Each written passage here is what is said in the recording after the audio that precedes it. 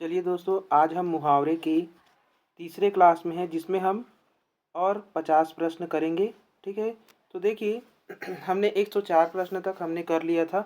अब हम करने वाले हैं 105 से लेकर के 150 प्रश्न तक जाएंगे। ठीक है, 150 प्रश्न ही करेंगे, फिर हम करेंगे लोकोक्ति के प्रश्न। तो चलिए देरी नहीं करते हुए हम क्लास को आगे बढ़ाते हैं। तो सबसे पहले देखिए पाँचवा प्रश्न क्या बोल रहा है। धमकाना किस मुहावरे का अर्थ है? यानी कि जो धमकाना है वो कौन से मुहावरे के सही अर्थ को बताता है? आग बबूला होना, आंखें दिखाना, आंखें बिछाना, आड़े हाथों लेना। तो देखिए यहाँ पर जो धमकाना है वो क्या बता रहा है? आंखें दिखाना, है ना। जब हम किसी को आंखें दिखाना जैसे मुहावरे का प्रयोग करते हैं तो वो एक प्रकार से क्या होता है? धमकाने जैसा होता है ना। जैसे कि किसी भी गलती पर अगर किसी ने आँख दिखा दिया है ना, तो क्या हो जाता है? हमारा धमकाने जैसा हो जाता है। ठीक है, आगे देखते हैं हम लोग। आग बबूला होना मतलब कि क्या होता है? बहुत ज़्यादा क्रोधित हो जाना, है ना। आंखें बिछाना मतलब कि हार्दिक स्वागत करना होता है। आड़े हाथों लेना मतलब कि क्या होता है? आड़े हाथों लेना मतलब कि किसी को भरा बुला कहना। ठीक है, तो चलिए आगे चलते हैं अगले प्रश्न पे। चलिए देखिए 106 नंबर प्रश्न। 106 नंबर प्रश्न कह रहा है कि निम्न में से कौन चिराग तले अंधेरा का अर्थ प्रदर्शित करता है? तो देखिए चिराग तले अंधेरा, देखिए सबसे पहला ऑप्शन है अभावग्रस्त जीवन बिताना, बाहरी रोशनी घर में अंधेरा, अंधेरे में प्रकाश फैलाना, अपने दोष स्वयं न देखना। तो चिराग तले अंधेरा का सही अर्थ क्या हो जाएगा? अपने दोष स्वयं न देखना। ठीक है, तो डी ऑप्शन क्या हो जाएगा यहाँ पर? सही हो जाएगा। चलिए अगला है हमारा 107 नंबर प्रश्न। देखिए 107 नंबर प्रश्न क्या कह रहा है कि आठ आठ आंसू रोना मुहावरे का अर्थ है अत्यधिक रोना और बहुत पछताना, अचानक आफत आ पड़ना, विचलित होना या इनमें से कोई नहीं। तो देखिए आठ आठ आंसू रोना मतलब कि क्या है? अत्यधिक रोना और उसके बाद भी हम वहाँ पर क्या हो रहे हैं? पछता रहे हैं। तो ये क्या हो जाएगा? आठ आठ रोना हो गया, यानी कि पछतावे में रोना। ठीक है, चलिए आगे देखते हैं हम लोग 108 नंबर प्रश्न। देखिए 108 नंबर प्रश्न, अक्ल चरने जाना। देखिए अक्ल चरने जाना मुहावरे का अर्थ है स्वार्थी होना, बुद्धि भ्रष्ट होना, बुद्धि गायब होना, कर्म का फल भोगना। तो देखिए अक्ल चरने जाना का सही अर्थ क्या होता है? बुद्धि गायब होना। ठीक है, बुद्धि भ्रष्ट होने में हमें कंफ्यूज नहीं होना है। ठीक है,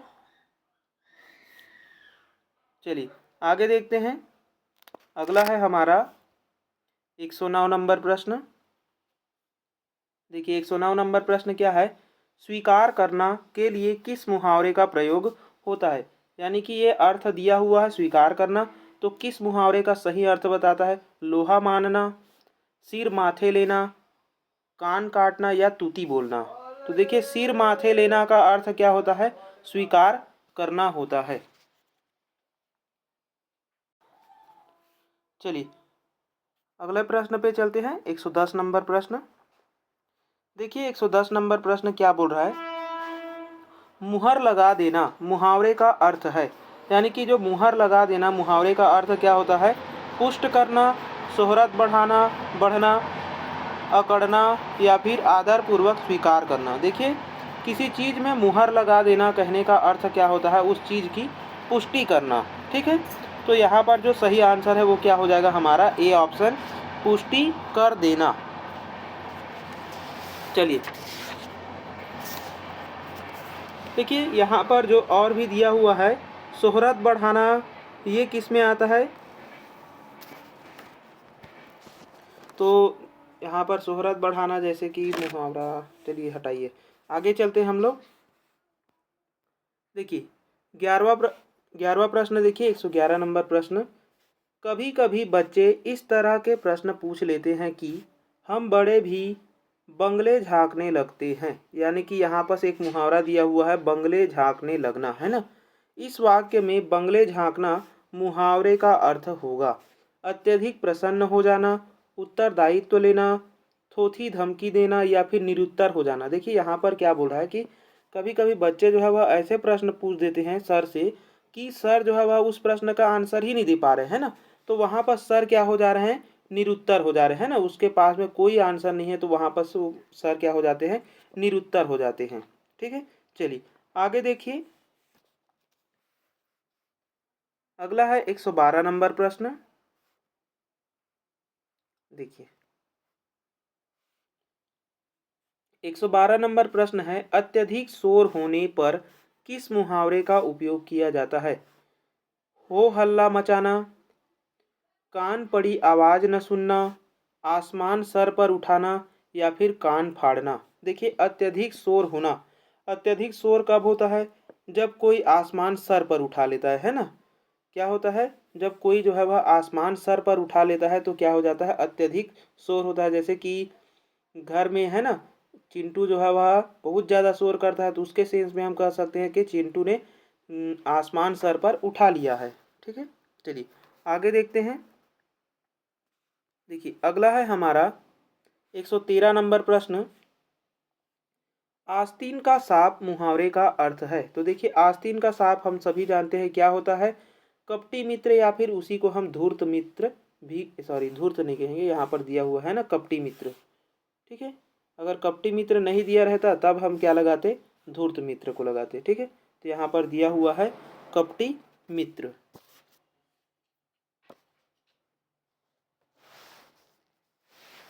चलिए आगे चलते हैं। 114 नंबर प्रश्न। देखिए ये क्या बोल रहा है कि बुद्धि भ्रष्ट होना, वाक्य वाक्य को व्यक्त करने वाला मुहावरा कौन सा है? यानी कि बुद्धि भ्रष्ट होना के लिए हमें उचित मुहावरा ढूंढना है। अक्ल पर पत्थर पड़ना, चक्कर में पड़ना, धोखा खाना या फिर उल्लू बनाना। तो देखिए यहाँ पर क्या बोल रहा है कि बुद्धि भ्रष्ट होना, यानी कि अक्ल पर क्या हो गया है, पत्थर पड़ गया है, इसीलिए हम कहते हैं कि बुद्धि उसका भ्रष्ट हो गया है। ठीक है, चलिए आगे देखते हैं। 115 नंबर प्रश्न, रंग बदलना मुहावरे का अर्थ है। तो रंग बदलना मुहावरे का अर्थ क्या होता है? परिवर्तन होना, डराना, प्रभाव उत्पन्न करना या फिर उपर्युक्त में से कोई नहीं। तो देखिए रंग बदलना यानी कि जैसे कि मैंने राहुल से कुछ पैसे उधार मांगे थे है ना, और एन वक्त पर उसने क्या कर दिया, रंग बदल दिया, यानी कि वो क्या हो गया, परिवर्तित हो गया। ठीक है, कैसा हो गया है, परिवर्तित हो गया है। चलिए आगे देखते हैं। 116 नंबर प्रश्न।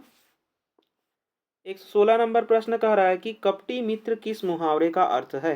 तो देखिए कपटी मित्र के लिए हम क्या लगाते हैं, आस्तीन का सांप। ठीक है, चलिए आगे चलते हैं। अगला है हमारा 117 नंबर प्रश्न, हवा के घोड़े पर सवार होना। ठीक है, मुहावरे का उपयुक्त अर्थ है। तो देखिए हवा के घोड़े पर सवार होना, कल्पना करना, तेज गति से चलना, जल्दी में होना या फिर बहुत जल्दी में होना। तो देखिए हवा के घोड़े पर सवार होना, जैसे कि चिंटू पे ही उदाहरण लेते हैं कि चिंटू जो है वह को स्कूल 8 बजे जाना था, लेकिन अब हो गया है 8 बजने में कुछ ही मिनट बचे हैं, तो चिंटू जो है वह हवा के घोड़े पर सवार होके गया स्कूल, हवा के घोड़े पर सवार होके गया, यानी कि बहुत जल्दी में वह गया, यानी कि बहुत जल्दी में होना, इसी को हम क्या कहते हैं, हवा के घोड़े पर सवार होना कहते हैं। ठीक है, चलिए अगला है हमारा 118 नंबर प्रश्न। देखिए 118 नंबर प्रश्न क्या कह रहा है कि प्रतियोगी परीक्षा की तैयारी में जी तोड़ मेहनत कर वह प्रथम आया, इस तरह वह खाली स्थान तो रिक्त स्थान पर सटीक मुहावरे का प्रयोग कीजिए। देखिए यहाँ पर कोई व्यक्ति है जो प्रतियोगी परीक्षा की तैयारी कर रहा है, कैसी तैयारी कर रहा है, तो जी तोड़ मेहनत कर रहा है ना, और मेहनत करके वह क्या लाया है, प्रथम स्थान लाया है। इस सेंस में हमें क्या करना है, मुहावरे का प्रयोग करना है। तो देखिए इसके सेंस में हम क्या कह सकते हैं, अंधों में काना राजा बन गया, क्या नहीं कहेंगे, है ना, उसने तो मेहनत की है। ठीक है, अपने पैरों पर खड़ा हुआ, तो देखिए अपने पैरों पर खड़ा तो हुआ है ना, लेकिन हम इसका ये सटीक मुहावरा बैठा सकते हैं क्या, तो देखिए यहाँ पर हम कह सकते हैं कि उसने जी तोड़ मेहनत कर, है ना, तो अपने पैरों पर तो खड़ा हुआ, है ना, अपने पैरों पर खड़ा हुआ और क्या किया है, प्रथम स्थान प्राप्त किया है। ठीक है, चलिए आगे देख लेते हैं।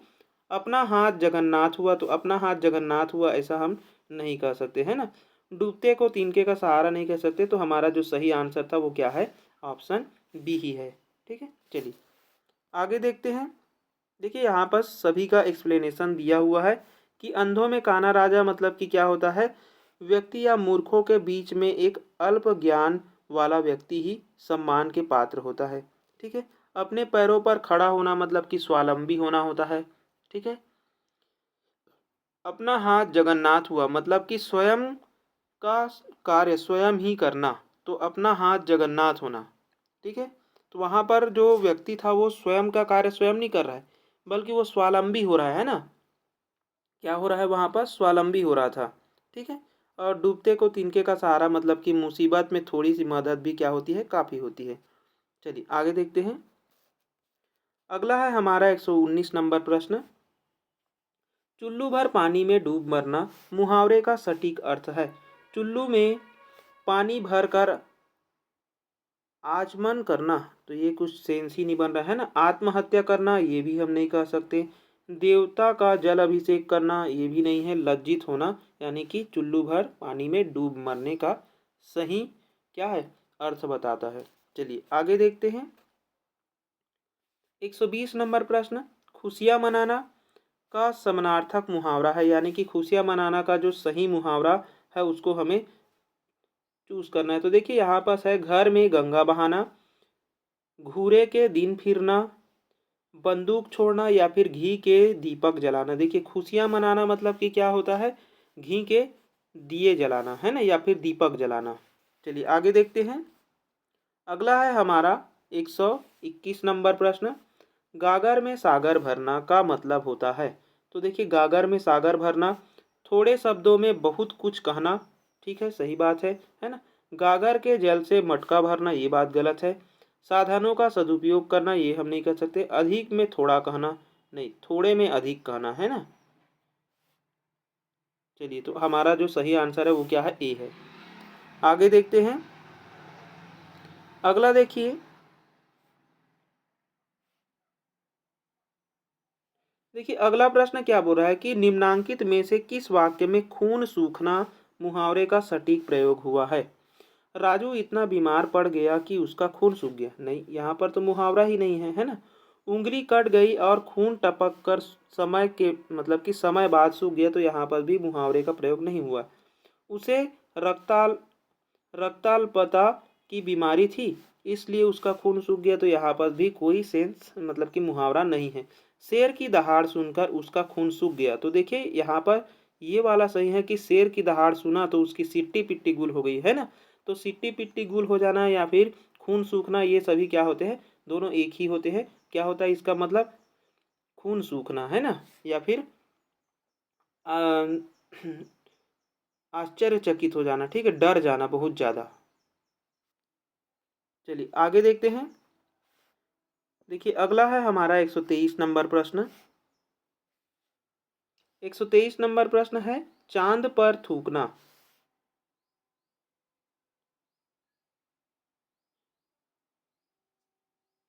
देखिए चांद पर थूकना मुहावरे का अर्थ है बढ़कर बात करना, सम्माननीय का अनादर करना, महत्वाकांक्षी होना या किसी की बात ना मानना। तो चांद पर थूकना मतलब कि कोई ऐसा व्यक्ति है जो बुद्धिमान है ना, लेकिन उसकी हम क्या कर रहे हैं, निंदा कर रहे हैं। मतलब कि सम्माननीय का हम क्या कर रहे हैं, अनादर कर रहे हैं। इसी के सेंस में क्या होता है, चांद पर थूकना होता है। ठीक है, चलिए आगे देखते हैं। देखिए अगला है हमारा 124 नंबर प्रश्न, गुलर का फूल होना। तो गुलर का फूल होना इस मुहावरे का सही अर्थ है बहुत दिनों बाद दिखना, लापता होना, क्रोधित होना या फिर प्रसन्न होना। तो देखिए गुलर का फूल मतलब कि क्या होता है, बहुत दिनों बाद दिखना होता है। ठीक है, और गुलर एक क्या होता है, दुर्लभ पुष्प होता है। ठीक है, चलिए आगे देखते हैं। देखिए यहाँ पर ये वाला प्रश्न, चलिए देखिए 125 नंबर प्रश्न बहुत ही अच्छा है। निम्नलिखित मुहावरों में किन दो मुहावरों का अर्थ लगभग समान है, यानी कि ऐसे दो मुहावरे हैं जिनमें से क्या है, दोनों जो है वह समान अर्थ को बताते हैं। तो देखिए पेट का पानी न हिलना। तो पेट का पानी न हिलना मतलब क्या होता है कि किसी भी बात को अपने अंदर में रख लेना है ना। तो इसका सही अर्थ क्या है, किसी भी बात को अपने अंदर रख लेना, बाहर ना आने देना होता है। ठीक है। पेंच में पढ़ना, तो पेंच में पढ़ना मतलब कि किसी की बात में पड़ जाना, तो ये दोनों तो सेम नहीं है ना। चलिए, पेट में घुसना, तो पेट में घुसना मतलब कि किसी के अंदर, मतलब कि किसी की अंदर हम क्या कर रहे हैं, जाकर झांक रहे हैं ना।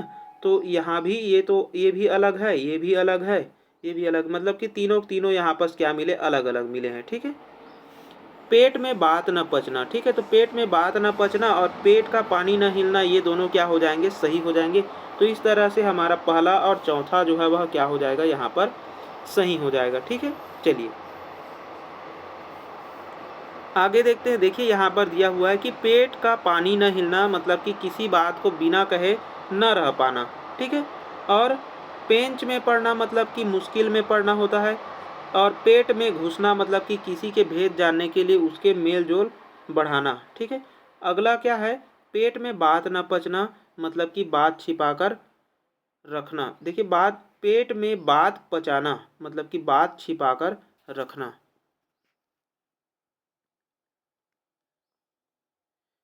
चलिए आगे देखते हैं हम लोग 126 नंबर प्रश्न।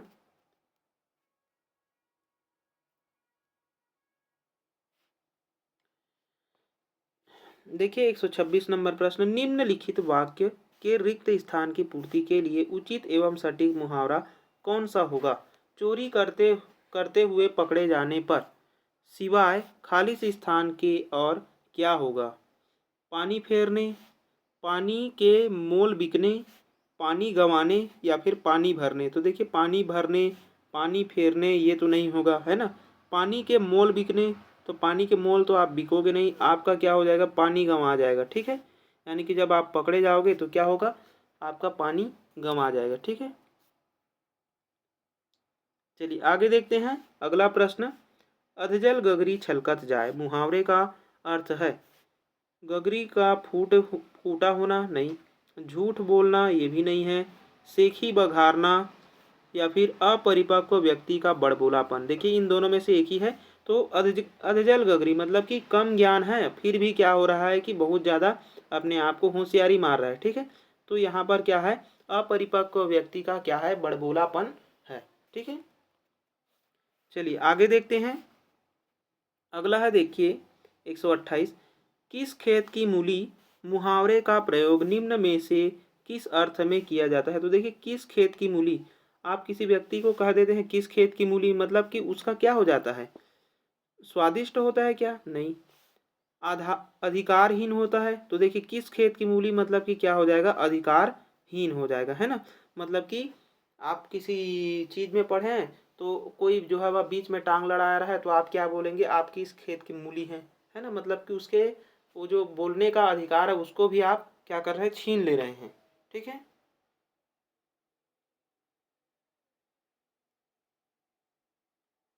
चलिए आगे देखते हैं।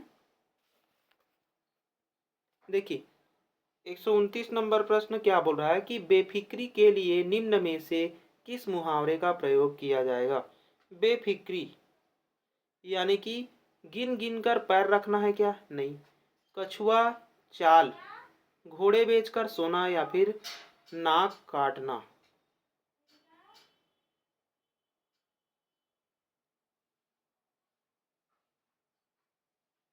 तो देखिए, बेफिक्री के लिए हम सही मुहावरा क्या लगाएंगे, घोड़े बेचकर सोना, यानी कि बेफिक्र होकर के सोच रहा है, चाहे उसके घर के सारे सामान चोर ले जाए। ठीक है।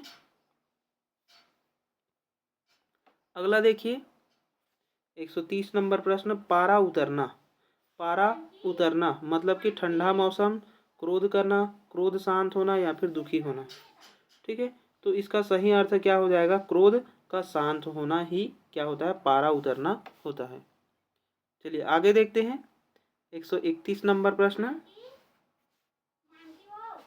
चलिए, आड़े हाथों लेना, 131 नंबर प्रश्न क्या बोल रहा है कि आड़े हाथों लेना मुहावरे का अर्थ बताना है। मदद करना होता है या फिर कष्ट का अनुभव करना, कठोरता से पेश आना या फिर असंभव काम करना। तो देखिए, आड़े हाथों लेना मतलब कि क्या होता है, कठोरता से पेश आना। ठीक है। क्या होता है, कठोरता से पेश आना होता है। चलिए आगे देखते हैं। अगला देखिए 132 नंबर प्रश्न। देखिए 132 नंबर प्रश्न क्या बोल रहा है कि गंगा नहाना, है ना, गंगा नहाना मुहावरे का सही अर्थ क्या होगा? कुछ भी काम न होना, बड़ा कार्य पूर्ण होना, पूर्ण करना, कुंभ नहाना, या फिर स्नान के लिए जाना। तो देखिए स्नान के लिए जाना, कुंभ नहाना, है ना, और कुछ भी काम करना, ये सभी नहीं है। क्या है इसका सही आंसर? तो बड़ा कार्य पूर्ण करना, है ना, तभी हम क्या होते हैं, गंगा नहा लेते हैं। चलिए अगला देखिए 133 नंबर प्रश्न। मांगे भीख, पूछे गांव की जमा। यानी कि कोई व्यक्ति है जो मांगे भीख कह रहा है ना, और पूछे गांव की जमा। गांव में भीख मांगना होता है क्या? नहीं होता है। अपनी असलियत भूल कर बात करना, यानी कि देखिए अपनी असलियत भूल कर बात करना इसका सही आंसर हो जाएगा। क्योंकि देखिए क्या बोल रहा है कि मांगे भीख, यानी कि कोई व्यक्ति है जो कि क्या है, दरिद्र है, और फिर भी क्या कर रहा है, ऐसा बता रहा है अपने आप को कि वो बहुत ज़्यादा अमीर है ना। तो मांगे भीख पूछे गांव की जमा, इसी को कहते हैं कि अपनी असलियत भूलकर बात करना। तो कोई यहाँ पास व्यक्ति है जो क्या कर रहा है कि बहुत गरीब है, फिर भी इतना फेंके जा रहा है जैसे लग रहा है कि वो करोड़ों का मालिक हो। चलिए आगे देखते हैं हम लोग 134 और 35 नंबर प्रश्न। देखिए 134 और 35 नंबर प्रश्न क्या बोल रहा है कि ठन गोपाल, ठन गोपाल का सही अर्थ क्या है? बेकार, धनवान, कंगाल, या समय आने पर मुकर जाना। तो देखिए ठन गोपाल का जो सही अर्थ है वो क्या है? कंगाल, है ना। ठन गोपाल हम किसे कहते हैं? कंगाल को कहते हैं। चलिए आगे देखिए अगला है 135 नंबर प्रश्न। विरोध करना, विरोध करना मतलब कि सिर चढ़ाना होता है क्या? नहीं होता। सिर उठाना, सिर काटना, सिर झुकाना। तो सिर झुकाना मतलब कि लज्जित होना, सिर काटना मतलब कि किसी की हत्या कर देना, है ना। या फिर सिर चढ़ाना और सिर उठाना। तो देखिए सिर उठाकर आप किसी से बात कर रहे हैं, मतलब कि आप किसी उस व्यक्ति का विरोध कर रहे हैं ना। ठीक है, चलिए आगे देखते हैं। अगला है हमारा 136 और 37 नंबर प्रश्न। देखिए 136 नंबर प्रश्न क्या बोल रहा है कि तालू में जीभ न लगना। तालू में जीभ न लगना कहने का अर्थ है प्यास से परेशान होना, स्वाद न मिलना, चुप न रहना, भूख से तड़पना। तो देखिए तालू में जीभ न लगना मतलब कि आप बहुत ज़्यादा बोल रहे हैं कि आपका जो मतलब कि जीभ है वो स्थिर ही नहीं हो पा रहा है ना। तो चुप न रहना के सेंस में ही हम क्या करते हैं, तालू में जीभ न लगना मुहावरे का प्रयोग करते हैं। ठीक है, चलिए अगला है हमारा 2.5 दिन की हुकूमत। देखिए 2.5 दिन की हुकूमत, कुछ दिनों की शानो शौकत, इसका सही अर्थ है 2.5 दिन राज करना, 2 दिन बाद रोना, 2.5 दिन खाना बनाना। ठीक है, तो इसका जो सही अर्थ है वो क्या है? 2.5 दिन की हुकूमत मतलब कि कुछ दिनों की शानो शौकत। ठीक है, चलिए आगे देखते हैं अगला प्रश्न। देखिए अगला है हमारा 138 नंबर प्रश्न। न उधो का लेना, न माधो को देना, इसका सही अर्थ बताना है। भक्ति भाव से दूर रहना, सबसे अलग रहना, अपने काम से काम रखना, हि, हिसाब साफ रखना। देखिए न उधो का लेना, न माधो का लेना का सही अर्थ है अपने काम से काम रखना, है ना। मतलब कि अपने काम से काम रखा है, मतलब कि क्या हम कहेंगे, न उधो का लेना है उसका, न माधो को उसको देना है, खुद में ही वो क्या है, पर्याप्त है, मग्न है। ठीक है, चलिए आगे देखिए अगला है 139 नंबर प्रश्न। राम नाम जपना, पराया माल अपना। ठीक है, मतलब कि क्या होता है, दान करना होता है क्या? नहीं होता। दूसरों की सहानुभूति रखना, ये भी नहीं होगा। सर्वज्ञ होना, ये भी तो नहीं है। धोखे से धन जमा करना, इसी को क्या कहेंगे कि राम नाम जपना और पराया माल अपना। ठीक है, चलिए अगला प्रश्न देखिए 140 नंबर। देखिए 140 नंबर क्या कह रहा है कि थाली का बैंगन, थाली का बैंगन का सही अर्थ क्या होता है? चौड़ा होना, सिद्धांतहीन व्यक्ति, अधिक चिकना या फिर गोल मटोल। तो देखिए थाली का बैंगन मतलब कि उसको हम कहते हैं सिद्धांतहीन व्यक्ति। ठीक है, थाली का बैंगन का सही अर्थ क्या होता है? सिद्धांतहीन व्यक्ति होता है। चलिए आगे देखते हैं। सड़क नापना। देखिए 141 नंबर प्रश्न, सड़क नापना, इसका सही अर्थ क्या है? पहला मुआयना करना, अंदाजा लेना, व्यर्थ इधर उधर घूमना, जगह का पता लगाना। तो देखिए सड़क नापना मतलब कि क्या होता है? व्यर्थ में इधर उधर घूमना होता है। ठीक है, मतलब कि जैसे कि चिंटू सुबह उठा और निकल पड़ा है ना, तो वो सड़क नाप रहा है और शाम मतलब कि खाने के टाइम ही घर आया, तो मतलब कि इधर उधर व्यर्थ घूमा और घर वापस आ गया। ठीक है, चलिए आगे देखते हैं। अगला है हमारा बट्टा लगाना का सही अर्थ है।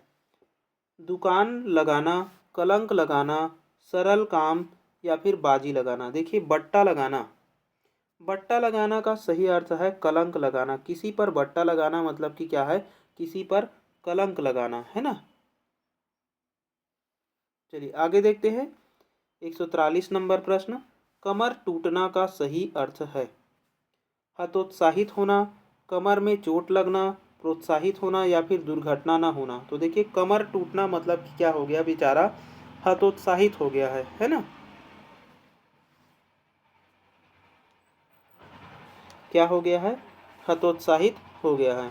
चलिए आगे देखते हैं।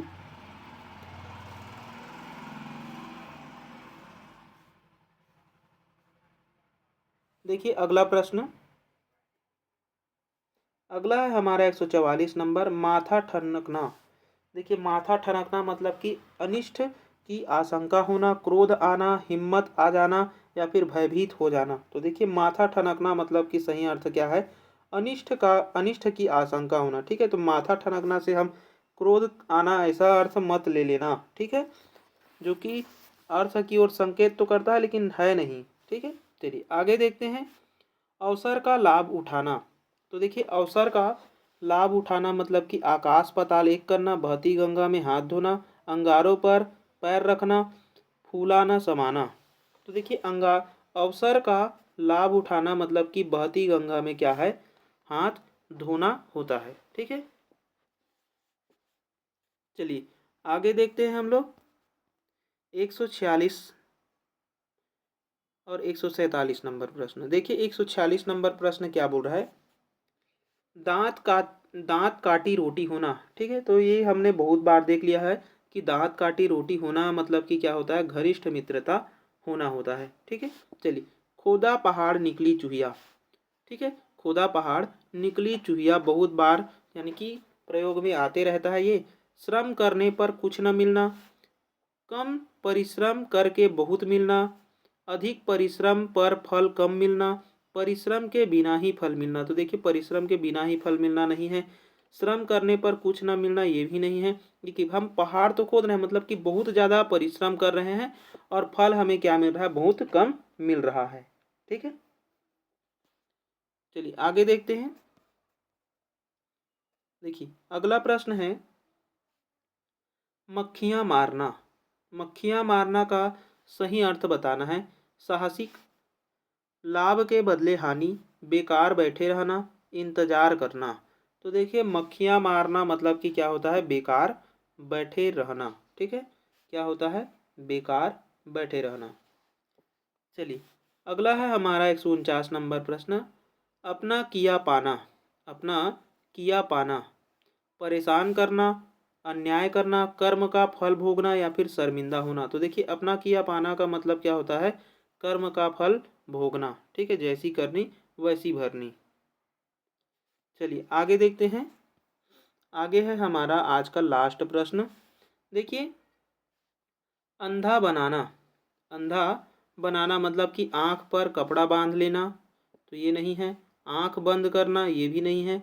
आँख फोड़ देना, देखिए अंधा बनाना मतलब आँख फोड़ देना नहीं है। ठीक है, आगे पीछे कुछ न देखना मतलब कि क्या है? अंधा बनना है। ठीक है, क्या है? अंधा बनना है, बनाना नहीं है। अंधा बनना है। ठीक है। अंधा बनना मतलब कि आगे पीछे कुछ नहीं देख रहा है और क्या कर रहा है, अंधा बन गया है।